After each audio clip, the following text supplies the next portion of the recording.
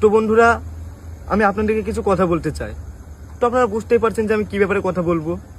আর সত্যি কথা বলতে গেলে আমার নিজের ওপরই ঘৃণা হচ্ছে, কিন্তু কি করব, যেহেতু ভুল করেছি তো আপনাদের কাছে ক্ষমা চাইতেই হবে।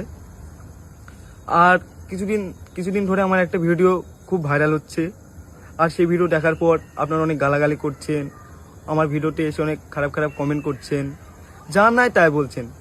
আর এটা স্বাভাবিক, কারণ আপনারা আমাকে অনেক ভালোবাসেন। আর এত খারাপ ভিডিও দেখে আপনারা এটা বলবেনই। তো বলতে গেলে এই ভিডিওটা 1-1.5 বছর আগেকার ভিডিও। তো আমি আগের থেকে অনেক পরিবর্তন হয়েছি।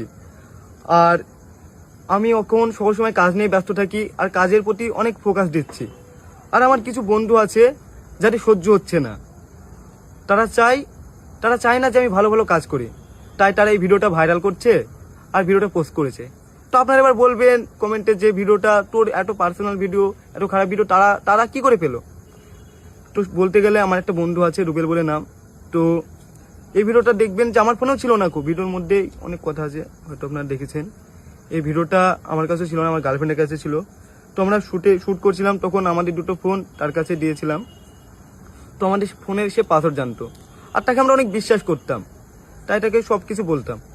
তো সে আমাদের ফোন থেকে ভিডিওটা নেওয়ার পরে আমাকে কন্টিনিউ ব্ল্যাকমেল করে। তো সত্যি বলতে গেলে আমি ওর কাছেই ছিলাম অনেকদিন ধরে, আমাকে যা বলতো তাই শুনতে হতো। তো কি মনে হলো যে ও আমাকে ব্ল্যাকমেল করতে করতে আমার এত পরিমাণে রাগ হয়ে গেছিল, সেই জন্য আমি ওর সাথে কন্ট্যাক্ট করে বন্ধ করে দিই।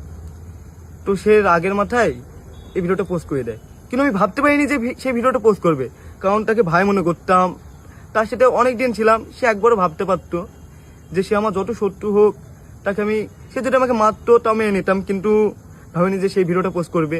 এবার আপনারা বলবেন যে তোর এইসব মন বানানো কথা। তো চলেন আমি আপনাদেরকে কিছু প্রমাণ দিচ্ছি, কিছু ভিডিও দেখাই, তাহলে আপনারা বুঝতে পারবেন। ভিডিও